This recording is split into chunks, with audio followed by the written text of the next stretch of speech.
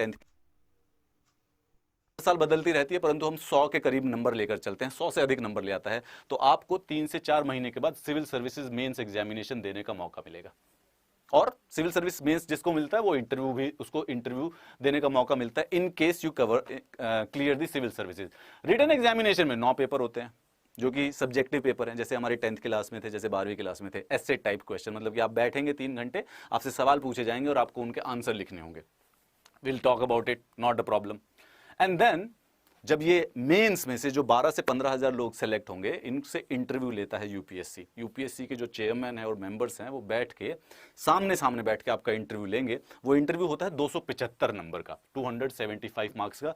और ये मेंस और इंटरव्यू के नंबरों को जोड़ा जाता है और एक लिस्ट बनाई जाती है।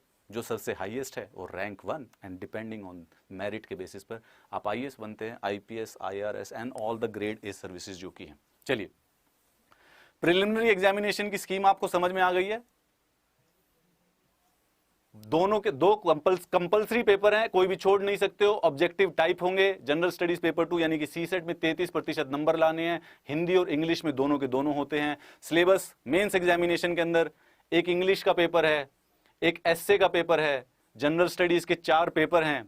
उसके बाद आपको अपना खुद का एक ऑप्शनल भी चुनना है। You have to choose your own optional. बहुत सारे से सब्जेक्ट हैं जिसमें से ले सकते हैं आप। आपकी ग्रेजुएशन के जो सब्जेक्ट्स हैं उनमें से 2 पेपर होंगे जिनमें से बेसिकली आपको 250 नंबर देने पड़ेंगे। ठीक है, तो टोटल जो मेंस है वो 1750 नंबर का होता है। इसके अंदर अगर आप अप्रॉक्सी 800 से 900 के बीच में स्कोर कर ले इन 1750 में, तो दैट मीन्स कि on that year you might have to visit LBSNAA for training. And जब ये 1750 में से कट ऑफ निकालने के बाद एक इंटरव्यू होता है जो कि 275, यानी पूरा यूपीएससी का जो पेपर है वो 225 मार्क्स का होता है। I think we are clear about it, right? चलिए,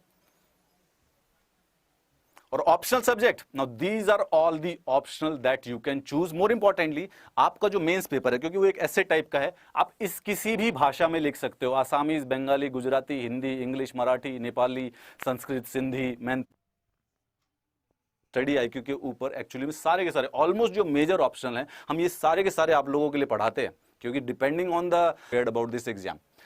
agriculture, botany, chemistry, geology, history, physics, psychology, sociology, कुछ ग्रेजुएशन के ले सकते हो अगर आपको बहुत अच्छे थे, कुछ दूसरे चेंज भी कर लेते हैं आर्ट्स के सब्जेक्ट, कुछ छोटे ऑप्शनल के ऊपर पे। ये डिस्कशन होगा बाद में, कोई बात नहीं है। 3-3 घंटे के पेपर होते हैं।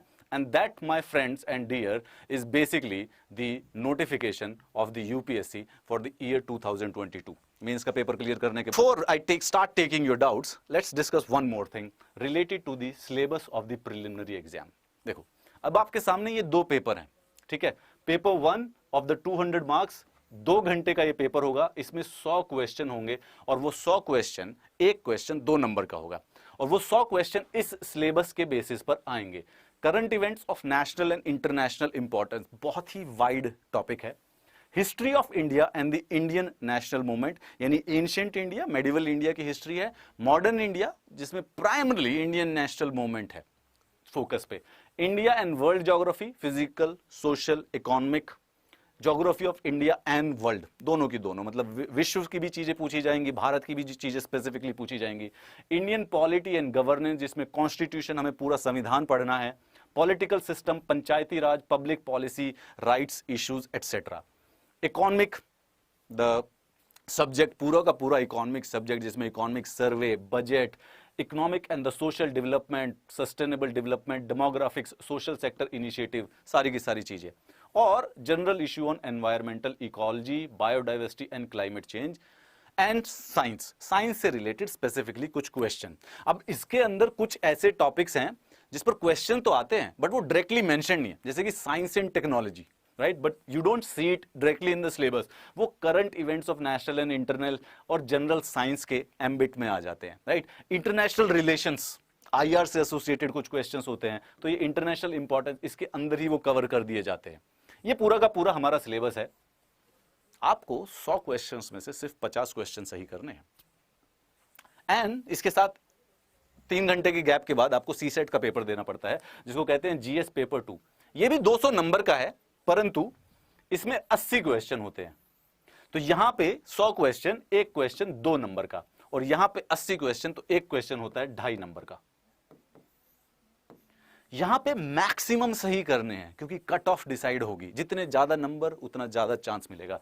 यहां कोई प्रेशर नहीं है, सिर्फ इस बात का प्रेशर है कि इसमें से 27 यानी कि हम स्कोर ले आए 67 का स्कोर ले आए, 200 में से 67 नंबर हमारे आ जाने चाहिए and will be done with it. That is it, इतना ही हमारा पेपर है। इसमें comprehension, communication skills, logical reasoning, analytical ability, decision making, problem solving, general mental ability, basic numeracy, छोटा 10वीं क्लास तक का जो मैथमेटिक्स होता है क्लास लेवल का, डेटा इंटरप्रिटेशन, चार्ट्स देते हैं, ग्राफ देते हैं, उनसे सवाल पूछते हैं।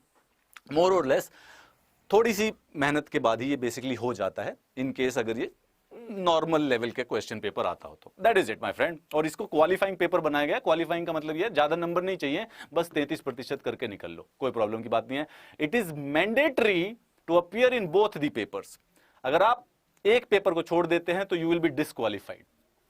डिस्क्वालीफाई का मतलब है कि आपका अटेम्प्ट काउंट हो जाएगा और आप बेसिकली मेंस एग्जामिनेशन नहीं दे पाएंगे। That is it. एंड उसके बाद मेन एग्जामिनेशन का है, now that is a very long, उसके बारे में बात करेंगे। काफी इंग्लिश का है, पेपर 1 होगा जीएस का full syllabus, oh my God that's a very very long syllabus, जिसमें प्रीलिम्स यूपीएससी का है, फिर ये पेपर 3 जो कि जनरल स्टडीज पेपर 2 कहलाता है। Why have they made it so confusing? Look at it. Just hold on for a sec. Hold on for a sec. Look at it.